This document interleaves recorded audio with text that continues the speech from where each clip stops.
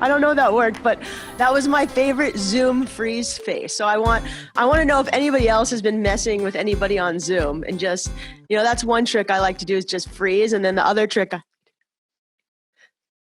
just sort of pretend like I muted my phone. Heart attack. I learned that trick from a guest on this podcast. His name is Jesse Itzler, or on the podcast I started, Wild Ideas Worth Living, that I'm going to talk to you about. But I'll just get right into it because I really wanted all of you to do your favorite Zoom freeze face really quickly, though, before we start. So can we just all do it real quick together? 1, 2, 3. Okay, nobody's allowed to screenshot unflattering pictures. We have to always look beautiful. I'm just kidding. So just a little bit about me. Ever since I was a little kid, I've been fascinated by adventurers, by people who've taken the path less traveled, who've been in nature, and who've really turned their wildest ideas a reality. So for the last 20 years, I've interviewed high achievers in business, in sports, in philanthropy. And then the last 3 years, since 2016, I've been interviewing these types of people on a podcast called Wild Ideas Worth Living, which I just sold to REI Co-op as of January 2020. Wahoo! I still host it. But I interview people who've taken a wild idea and actually made it happen. So on the show, we talk about starting and success. We talk about grit and hustle. We talk about fear and failure. And we talk about the joy of the journey. And all of the people I've interviewed share this phrase in common. I wonder if. So we're gonna talk. So not only has nature been a huge component of their lives, but they've all asked themselves this question. So I'm going to show you guys a few examples of what I'm talking about so we can get going. But before we begin, who here has watched this show during quarantine? Raise your hand. Who knows who this man is? So Joe Exotic had a big wonder if, but the reason why he's on this slide is because before we begin, this talk is highly motivational. So if I do my job right, you're going to want to quit your job today and hike the Pacific Crest Trail, which is still closed. So I'm just telling you right now, whatever I say for the next 20 minutes, take it with a grain of salt. So we're going to talk about living wildly, like not as wildly as Joe, but we're going to talk about living with intention and doing some wild things. And part of living with intention and living wildly, I'm going to get all Brene Brown on you, but it's about being courageous and being vulnerable. And for the last couple months, we've all been in the middle of a wild time in life, and not the kind of wild that I really have loved to talk about. So if all you've done is get out of bed and binged watched Netflix shows and ate ice cream, I just want you to know you're a success, okay? Like these are trying times. And so what I'm about to say is going to be highly motivational, but if all you've done is, watch some Netflix, kept your kids from killing each other, and, gotten out of bed and done your job, then you're winning. So I'm not going to get too much more Brene Brown on you guys for the rest of the show, but, I just want to start with that right now. All right, so back to this slide. All of the people I've interviewed had this phrase in common. I wonder if. So Joe wondered if he could live with tigers. Didn't work out so well for him, but I'm going to show you a few examples of people who it did work out for. All right, so this is El Capitan. It's 3,600 feet of chiseled granite in Yosemite. This is also chiseled granite. Alex Honnold. So Alex, are you guys still there? Okay, cool. I saw some freezing faces, so I'm like, oh no. So Alex Honnold, chiseled granite, wondered if he could climb to the top of El Capitan, that rock of chiseled granite right here, but without ropes, what we call free solo. So no gear, no ropes. Here's the top of El Capitan. He wondered if he could do this. And you probably have seen the movie Free Solo, which became an Oscar-winning documentary. But Alex wondered if, so he moved to Yosemite, he lived in a van, and he just stopped, he even stopped using social media for a couple months before. He just dedicated his entire life to being able to climb to the top of 6,000 feet of vertical granite without ropes. And the result was pretty awesome. He got to the top, free solo, won an Oscar, and that's pretty much like he doesn't really have to work the rest of his life. I'm pretty sure he can just be himself. Does anybody know who this is? Bethany Hamilton. So Bethany Hamilton, when she was 13 years old, her left arm was taken by a tiger shark in Kauai while she was surfing. But Bethany, she wondered if she could keep surfing, even though she now only had one arm. 2 weeks later, the girl goes out and surfs again. And that year, she won and placed in the NCAA, the surfing championships. The girl's a stud. And later on, Bethany wondered if, even though she has one arm, if she could get married and have a family. And this is her little kid, Tobias. When I met Bethany, she wondered if she could surf a really big wave called Jaws. And it's called Jaws not because there's a lot of sharks there, but because when the wave breaks, it's like so thick and scary, it looks like it has jaws. So I'm just going to let you know, you guys are from the OC, some of you surf, but whenever in the surfing community, we have a slideshow and there's a wave, there's a sound you all got to make. And I know you're muted, but you can just do it or unmute yourself, but it's you. So just letting you know that ahead of time. So when I met Bethany, she wanted to surf this wave called Jaws. And I was really lucky. I was invited to be the only journalist to go cover Bethany surfing this crazy wave. And the whole time I hung out with Bethany, she's just one of those amazing humans that makes you feel like you can do anything while being around her. I wasn't about to go surf Jaws, but she's just incredible. And you don't even realize that she has one arm because she does everything. She never asks for help. So this is us on the boat. You can see her and her husband, Adam. And right before she goes to surf, she turned to me and she said, "Hey, Shelby, can you help me put my hair in a ponytail?" Which is why her ponytail is not very pretty because I did it for her. But 5 minutes later, after I put Bethany's hair into a ponytail, I watched her take off on this wave. What? I heard some mews in the background. Right on. What a beast, right? That wave, I mean, if you look at how big she is compared to the size of the wave, it's monster size wave. It's pretty incredible. And it all started with Bethany Hamilton wondering if. I'm going to show you a few more examples. By the way, so for those of you who are binge watching Netflix right now, I highly recommend the wave is on the cover of the movie poster for a movie that came out while we were there. It's called Unstoppable. So it was filmed while I was at Jaws. You can even hear me yell, "You!" in the background in the final scene. I didn't give away too much, but it's a great movie. It's available now. It's on Netflix, probably on Amazon Prime as well. That's not an ad, but the director is a friend. And he should be a Creative Mornings OC speaker pretty soon. Okay, this is my friend Latoya Shante Snell. Latoya wondered if she could be a sponsored athlete, even though she didn't fit the image of what a typical runner looks like. And this is Latoya. She's super cool. She has a blog called Running Fat Chef. She lives in Brooklyn. She has an amazing Instagram platform. And she is sponsored by Hoka One One and a bunch of running companies. And I just think this woman is such a rad human. So I highly recommend checking her out. All because she wondered if she could defy stereotypes and go for it anyway. This is my friend Win Willie. Win Willie's a photographer. He's gay. And he wondered what would happen if he put on a pair of drag queen boots one day and went to the outdoors. He wondered if he could put on a pair of platform heels one day and if he could wear them hiking in the outdoors. And he became the world's first, and Wynn became the first backpacking drag queen, and she calls herself Patagonia. So I don't know if anybody knows who Patagonia is or follows her on Instagram, but when I saw Patagonia on Instagram, it was one of the most refreshing things I've seen in the outdoors. The outdoor industry is very white and very male. And this was just really cool and really happy. And it just made me smile.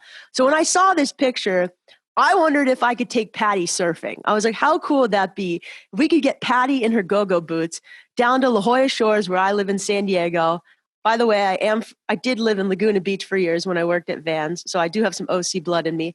But I wondered if I could take her surfing and what would happen. So we took Patty out and got her in a wetsuit. She took her go-go boots to the beach in the sand and walked around with them. By the way, we did make Kook of the Day, so thanks Kook of the Day for finding us. And Patty went surfing, and she fell a lot at first because this is not easy. She's never surfed before, but Wynn happens to be a Eagle Scout. So, I mean, like a stud. This person is a total stud in the outdoors. First time trying, ends up standing up, only one hole through the board. And by the end of our session, Patty is riding a wave. Okay, it's not Bethany Hamilton size wave, but it's still a pretty good wave. All because she wondered if. And Patty now has this huge Instagram following. She gets asked to go to like the Met and all these crazy wild events. And she's become this amazing activist for all people who are welcome in the outdoors. And I just think that's so cool. All right, I wondered a couple of things myself. When I was 22 years old, I wondered if I didn't have to get a real job and if I could be a journalist on a punk rock music tour called the Vans Warped Tour. Has anybody here been to the Vans Warped Tour? It's like yeah? Okay, cool. So it's like the longest running punk rock music festival in the world. And it's pretty fun. And yeah, it was a wild adventure. Then I wondered if after having a corporate job at Vans for 5 years, if at the height of the recession, I could quit that corporate job and go be a freelance journalist and get to go on adventures.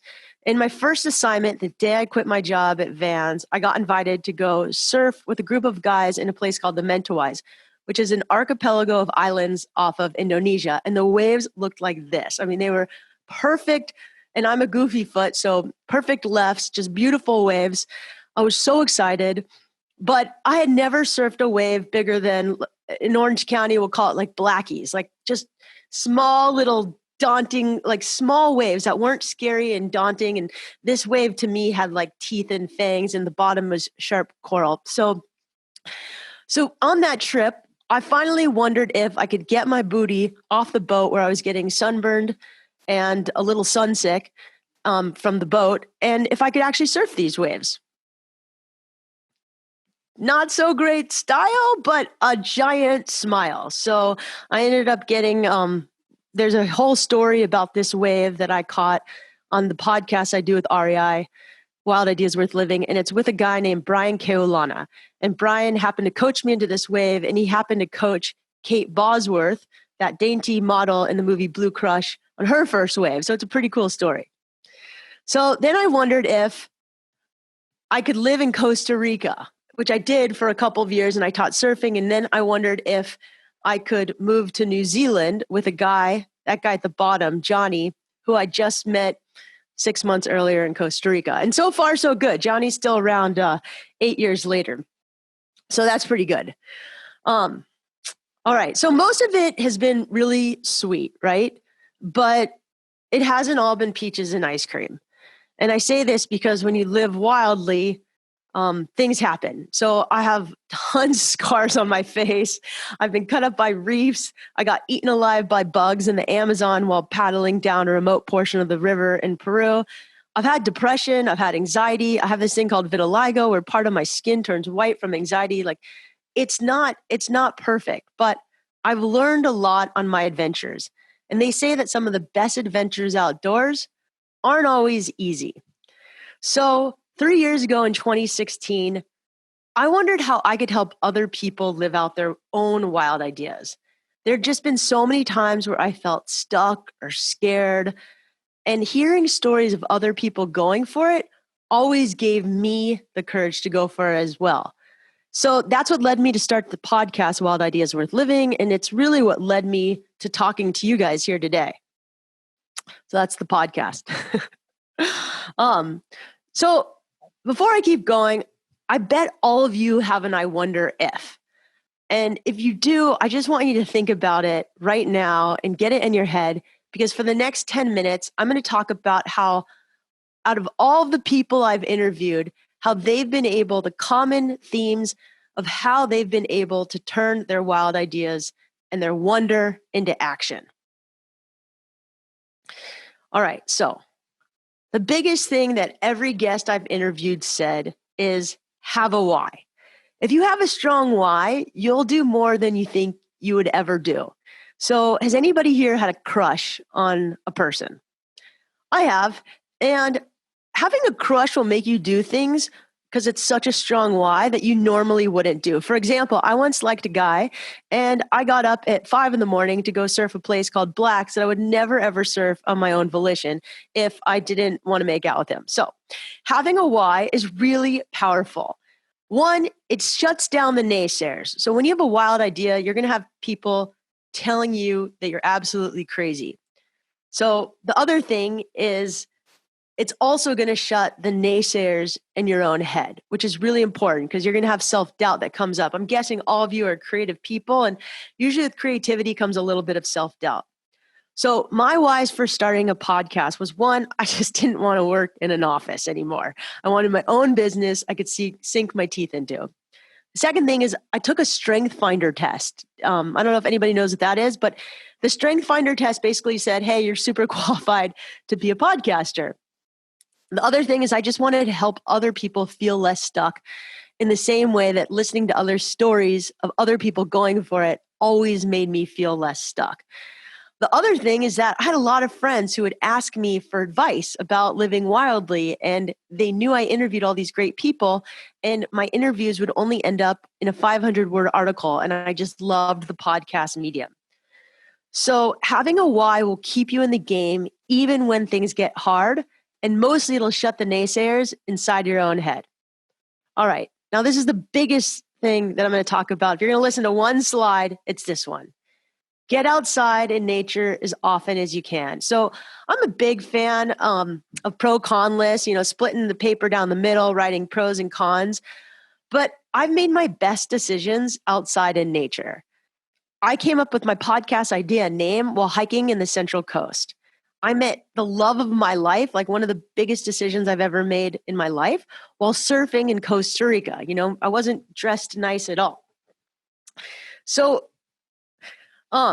when Willie, he got his idea for becoming the world's first backcountry queen in the backcountry. Alex Honnold, he got his idea for climbing to the top of Yosemite outdoors. And I interviewed this woman on the podcast. Her name is Florence Williams.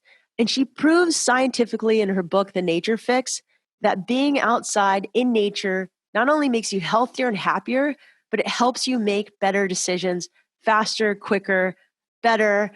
And so I just highly recommend getting outside as much as you can, as often as you can. In Orange County, it's like one of the best places in the world where you can surf and snowboard and go wakeboarding in the same day. And I've actually done that a few times while I was living there. It's the easiest place. You can go to Big Bear and you can go surf in Newport all in the same day, or Huntington. So even if you're staring at a picture of trees, or you can just put your toes in the sand, I highly recommend making more of your decisions while you're outside. I mean, that's the reason why people say they make a lot of good decisions in the shower. It's water, but putting your toes in the sand as much as possible is a really big deal. Okay. The next thing is I'm a big fan of getting educated, but I'm also a bigger fan of not effing around. So the cool thing is now there are so many ways to get educated fast. And the reason why you want to do it fast is because, I don't know, going back to school for a business degree to me seemed really daunting. But when I started the podcast, I found an accelerator course about entrepreneurship. So I had marketing skills from my time at Vans. I could do interviews in my sleep because I was a journalist for 20 years, but I didn't know how to run a business. So I took this accelerator entrepreneurship course. It was 12 weeks. Day one, you had to write your business plan. The last day, you had to present your business and product to a team of investors, which really helped me because I just had to keep going. I couldn't second guess myself. And I mean, the other cool thing about getting educated fast is today, there's so many online tools and classes that you can use. I even have a podcast class that I just started where you can learn to start, grow, and monetize your podcast. And it's only an hour and a half webinar. This is totally an ad for it. Go to shelbystanger.com/courses. But yeah, getting educated fast. You don't need to take the slow route anymore. You can do it at your home in your undies. I think I've talked a little bit about how I can be full of self-doubt and I can get scared of going for it sometimes. So having a roadmap with deadlines is really cool because if you're a perfectionist like me, which I'm guessing some of you are because you're creatives, well, when you have a roadmap with deadlines, you don't have time to second guess yourself. So when I started the podcast, like I said, I had 12 weeks to get my product out. In the podcast world, that meant I wanted to have 3 shows, artwork, a website, really good sound, and having these tight deadlines kept me from making every single show perfect. I just had to get it out there. That was really helpful. Okay. Investing in yourself. You could go invest in the stock market right now. It's a little bit scarier, but I highly recommend investing in yourself. For me, I paid for that accelerator entrepreneurship course, and it was really helpful for me because does anybody here have a personal trainer? Have you ever paid a personal trainer? Like I'm one of those people who will show up if I have to pay to be there. I don't like, if I have money, I want to spend it on surfboards, as you can see, or trips to Costa Rica to go see Kai and Heather. But since I was investing in myself to be at this class, I showed up and I gave it my all. So I highly recommend betting on yourself right now, especially in these times. Especially this group. This group is so talented. Like every time I talk to anybody from Creative Mornings, they just blow me away with their stories. Lastly, learn to pitch and just remember a no is often not now. So when I had the podcast idea, I literally ran into a guy who works in the outdoor industry and I told him about my idea and he's like, Shelby, you have to pitch REI. They just started this campaign called Force of Nature where they're celebrating strong women in the outdoors. And I was like, oh, that's me. I'm like a strong woman and I'm in the outdoors. He's like, yeah, get them to subsidize your podcast. It's going to be a slam dunk. I was so pumped. So I got my pitch together in my head. I called up a contact I had actually had from REI and I was like, hey, listen, I have this podcast. I really think you should get involved and sponsor it and fund it. And they're like, Shelby, you sound really enthusiastic, but yeah, no. And I was so crushed. They're like, listen, we're just not in the podcast game right now, but stay in touch. So I went and got other sponsors. I figured out a way to fund my podcast through other avenues. I busted my butt. I made the best product I possibly could. Six to 8 months later, I created this amazing pitch deck that I paid someone to help me create. And I was like, oh, I should email that guy at REI. So I emailed him and I said, hey, can I send you a pitch deck for the next season of shows? And he emailed me back 10 minutes later and he said, actually, Shelby, let's hop on a phone call. And I was like, no way. I mean, this guy was so hard to get a hold of. He usually never returned my phone calls or emails. I hopped on a call with him that day and we went back and forth and we just arranged a deal where REI would license my show and now they own it, which is pretty cool. So just remember, even with dating, a no is often not now. And I know that's a little scary to say that, but you just never know. Sometimes it's timing. Sometimes someone's having a bad day. I get pitched all the time. And sometimes it's just not now, but then it happens later. So the biggest piece of advice every single adventurer I've ever interviewed, and sailors say it best, eventually you just have to untie the dock lines and set sail. So I want you all to go back to your wild idea that you have. And maybe you can't pull it off right now because of the pandemic, but things are starting to lift. Restrictions are lifting. So the biggest piece of advice is just start. Starting breaks the inertia and movement breaks worry, which is really important because I'm one of those people who gets worried and I just won't do something because I'm scared. But once you actually start and get going, that's the hardest piece. And then the rest of the journey is just the icing on the cake. So you're never going to be fully ready or prepared. And I love this piece of art. It's by an artist named Lisa Congdon. She's actually spoken to Creative Mornings several times. She's from Oregon, but you're never going to be ready. So just start anyhow. My podcast, I have a new podcast I'm starting called Vitamin Joy. It is not where I want it to be, but it's time for me to just release it to the world. So I've decided in the next 2 weeks that thing is going out no matter what. and we'll see what happens. All right. So we talked a little bit about this, but who here ever worries about failing or is a perfectionist? I definitely am. And I've found a few things that have worked for me. The first, just let that shit go. It's easier said than done, but we all suffer from fear of failure and perfectionism, especially if we're creative. The second thing is gratitude. I mean, gratitude is a game changer. And when you can fill your life with gratitude of all the things you do have and focus on what's great in your life, more great things will happen. And that's just proven. The second thing is, especially now where we have social media at our fingertips, comparison. We have to let go of comparison. For me, someone said comparison is the biggest thief of joy. And that is really true for me. Lastly, humor. Humor works. Humor cuts through a lot of the BS and allows you to have a little bit more fun. So I'm a big fan of humor. So remember Tiger King? Well, different kind of tiger. The biggest thing is you also have to be really kind, not just to other people, but to yourself.